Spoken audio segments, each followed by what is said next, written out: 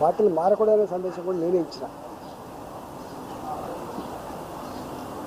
అట్లాంటి నన్ను పట్టుకొని ఈ మధ్యకాలంలో మళ్ళీ ఇట్లాంటి వెకిలి ప్రయత్నాలు ఏం చేస్తుందో, నా గురించి తెలంగాణ సమాజం తెలిసినప్పటికి కూడా, నా మాటలు మీకు గుర్తున్నప్పటికి కూడా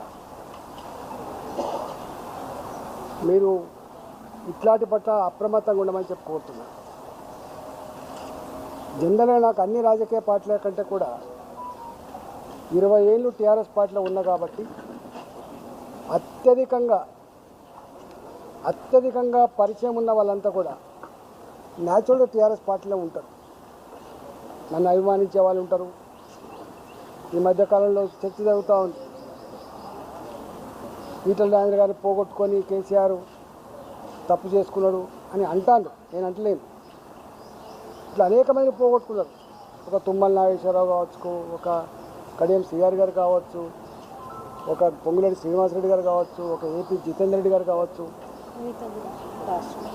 ఒక బొడిగ శోభమ్మ కావచ్చు, అనేక మంది ఉద్యమకారులు, అనేక మంది మాజీ ఎంపీలు, అనేక మంది మాజీ మంత్రులు, అనేక మంది మాజీ ఎమ్మెల్యేలు పోగొట్టుకున్నారు.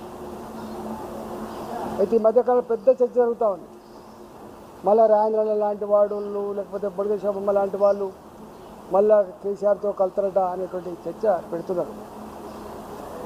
ఇట్లాంటి పిచ్చి ప్రయత్నం చేయొద్దని చెప్పి నేను కోరుతున్నా. ఆ సబ్జెక్ట్ వస్తేనే నేను ఆడబడి భరించిన బాధ ఏందో గుర్తుకొస్తూ ఉంటుంది. ప్రజల కారణాన్ని నేను చెప్పలేకపోయినా కానీ నన్ను కేవలం బర్తరఫ్ చేయడం మాత్రమే కాకుండా పేపర్లలో, టీవీలలో నా క్యారెక్టర్ అసాసిన్మెంట్ చేయడమే కాకుండా తనకున్న అధికార బలంతో ఆనాడు రఘునందన్ రావు అనేటువంటి ఒక ఐఏఎస్ ఆఫీసర్ బృందాన్ని వేసి రాత్రే ఒక 3 లక్షల ఎస్ఎఫ్టీలలో గోడౌన్స్ ఉంటాయి, ఖాళీ చేయించి 3 ఏళ్ళు ఖాళీ పెట్టించింది. రాత్రే నాకు ఒక ఫీడ్ ప్లాంట్ నుండి 78 కోట్లతో కట్టుకున్న ఫీడ్ ప్లాంట్ పొల్యూషన్ సర్టిఫికేట్ లేదని చెప్పి సీజ్ చేసింది.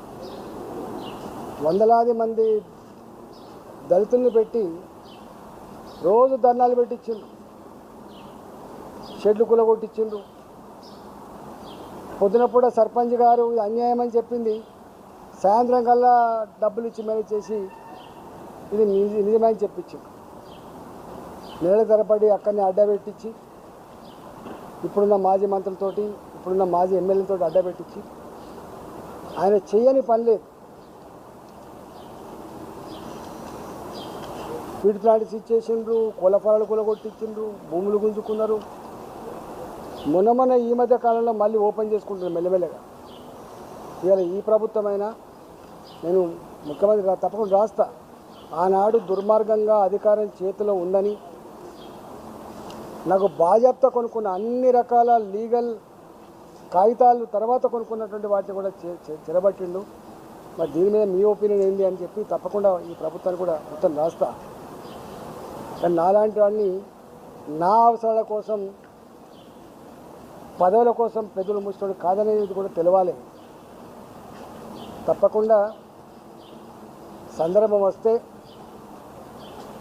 ఈటల రాజేందర్ ఏందో, ఈటల రాజేందర్ చరిత్ర ఏందో, ఈటల రాజేందర్ గరిమ ఏందో తప్పకుండా తెలంగాణ సమాజం తెలుస్తుంది.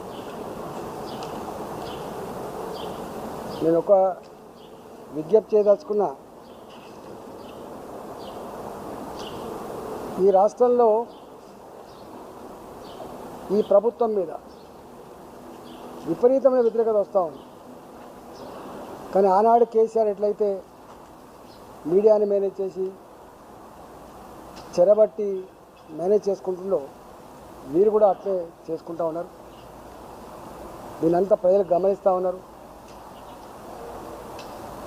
సందర్భం వచ్చినప్పుడు తప్పకుండా ఇప్పటికే హైదరాబాద్లో మాలాంటి వాళ్ళం ఒక హైడ్రా పేదల ఇల్లు కూల్చేసినాడు ఎట్లా స్పందించడం, మూసి పేరిట వాళ్ళ వెనుక ఉండే ఏజెంట్ అయిందో దాని మీద మేము ఉద్యమించడం, ఇవాటికి పేదల అసైన్మెంట్ భూములు గుంజుకుంటున్నప్పుడు దాన్ని అడ్డుకున్నది మేము.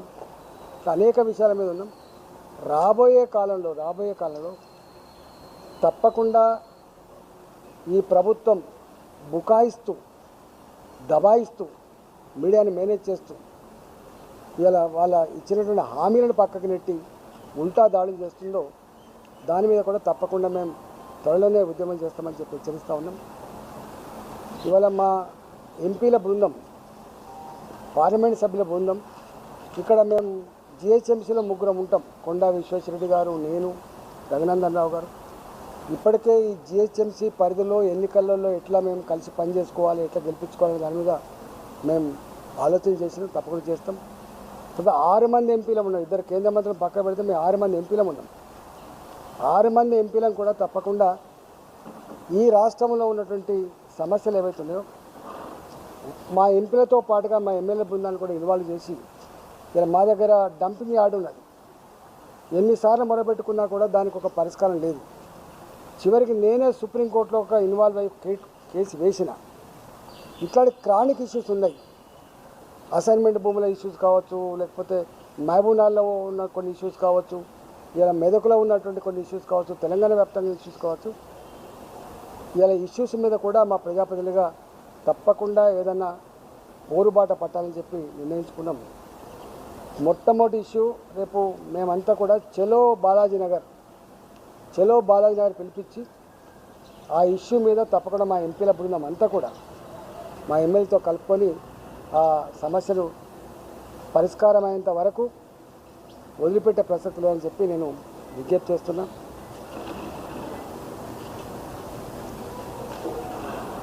ఈ పార్లమెంట్ పరిధిలో జరిగేటువంటి ఎన్నికలలో డెఫినెట్గా ఇప్పటికే సర్వేలు చేసుకుంటా ఉన్నాం. డబ్బులు నమ్ముకొని, ప్రలోభాలు నమ్ముకున్న వాళ్ళు ఒకరికి ఉన్నారు, ధర్మాన్ని నమ్ముకున్న వాళ్ళం, ప్రజలు నమ్ముకున్న వాళ్ళు ఇంకొక వైపు ఉన్నాం.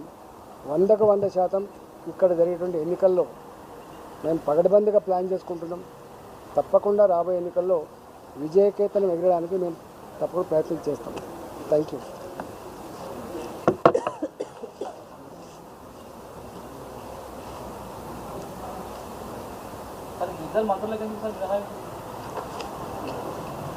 మంత్రులు రారు కదా, మంత్రులు ధర్నాలకు ఎట్లా వస్తారు? మంత్రులకు ఇట్లాంటి ఇష్యూస్ మీద వస్తారు. ఇష్యూస్ ఉన్నాం, మేము ఉన్నాం కదా. ఎట్టి పరిస్థితుల్లో టీఆర్ఎస్ పార్టీలో గెలిచారని జరిగిన చర్చను సహించే ప్రసక్తి లేదు. వెళ్ళి అదే లేదని చెప్పి కదా మొత్తం ఇప్పుడు భారతీయ జనతా పార్టీలో సంబంధించారు. అన్ని పార్టీలలో గతంలో చెప్పిన నేను, అన్ని పార్టీలలో సమస్యలు ఉంటాయి, గుర్తుపెట్టుకోండి.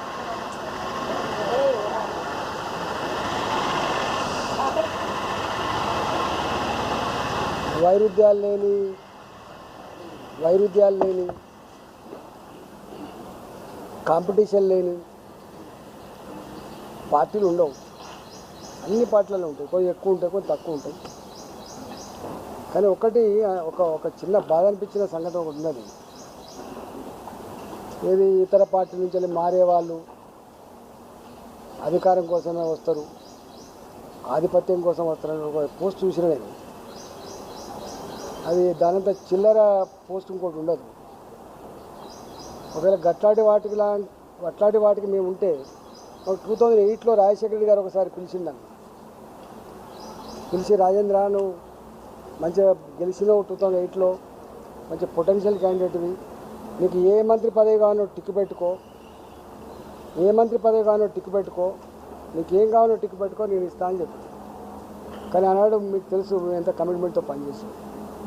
మొన్న కూడా ఇప్పుడు ఎమ్మెల్యే ఎన్నికలప్పుడు కూడా 2023 ఎన్నికల ముందు కూడా మీరు మా సాచలుగా వీళ్ళంతా రాజగోపాల్ రెడ్డి గారు కానీ, తర్వాత వివేక్ గారు, మా జితేందర్ రెడ్డి గారు కానీ, లేకపోతే పొంగులేటి శ్రీనివాసరెడ్డి గారు కానీ, మాకు తుమ్మల నాగేశ్వరరావు గారు కానీ, జూపల్లి కృష్ణారావు అంటూ మన అందరి ఎజెండా, మన అందరం కేసీఆర్ బాధితులం కాబట్టి కేసీఆర్ని ఓడగొట్టాలంటే మనం ఒక ప్లాట్ఫామ్ మీద ఉందామనుకున్నాం.